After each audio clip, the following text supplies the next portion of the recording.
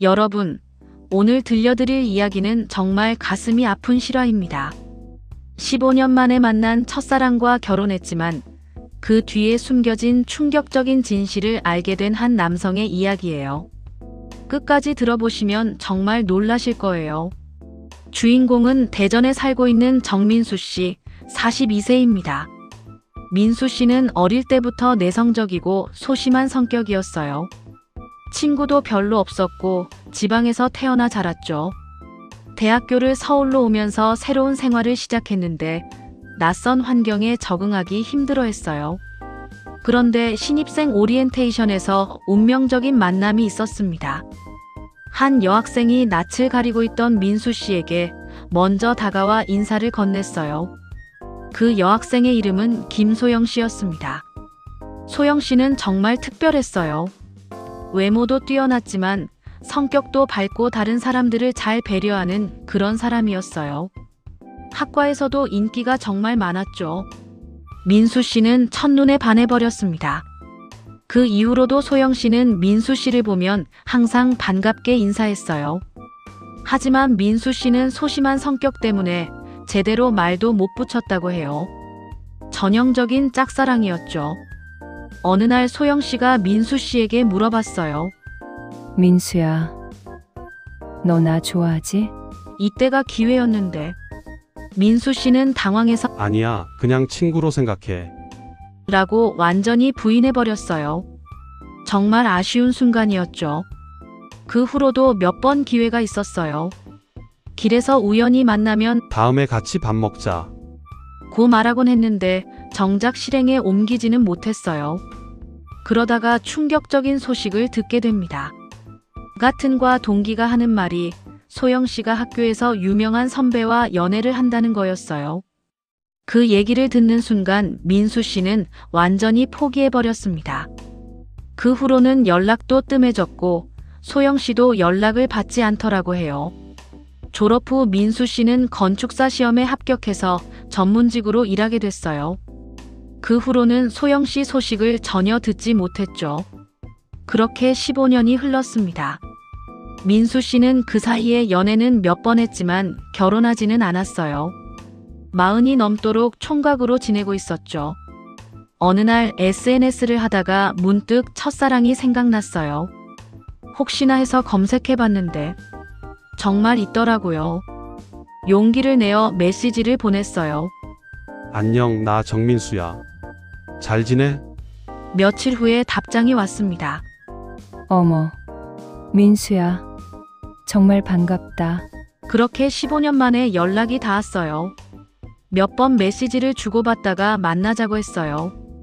드디어 15년 만에 만남이 성사된 거죠.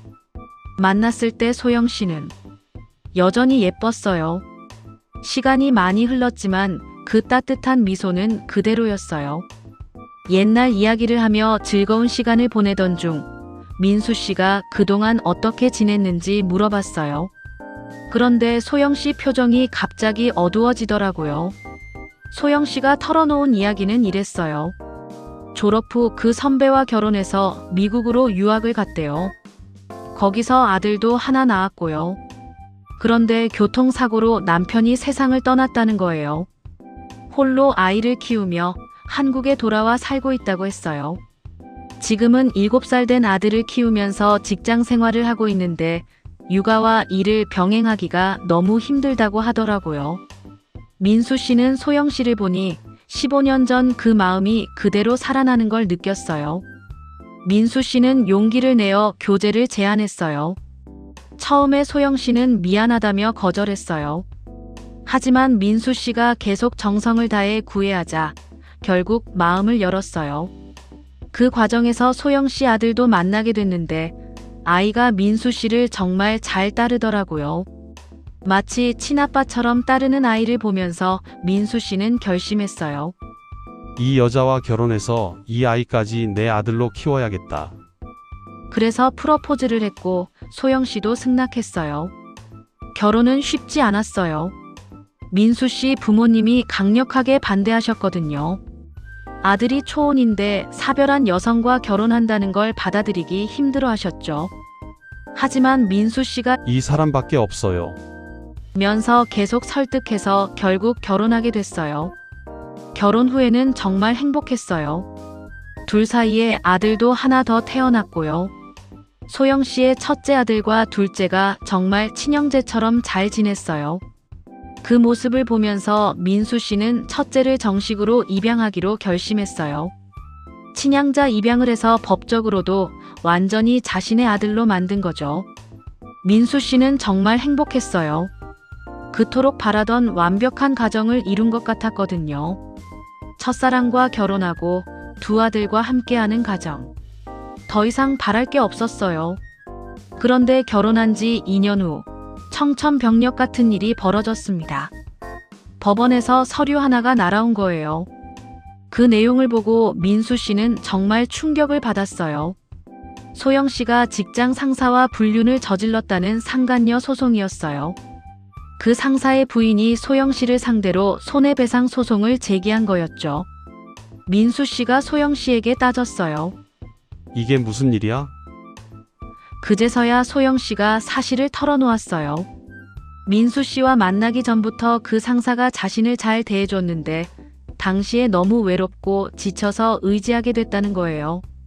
더 충격적인 건 결혼한 후에도 그 관계를 끊지 못하고 계속 만나왔다는 사실이었어요. 끊으려고 했지만 끊을 수가 없었다고 하더라고요. 민수 씨는 정말 배신감이 컸어요. 그 여자를 진심으로 믿고 사랑했는데 이런 식으로 배신당하다니. 더 이상 신뢰할 수 없다는 생각이 들었어요. 결국 민수 씨는 이혼을 결심했어요. 소영 씨는 정말 미안하다, 한 번만 용서해달라며 빌었지만 이미 민수 씨 마음의 문은 닫혀버렸어요.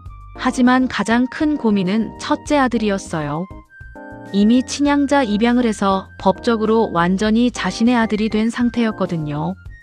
그 아이는 이미 친아버지를 사고로 잃었는데 이제 또 다시 아버지를 잃게 되는 건 아닌지.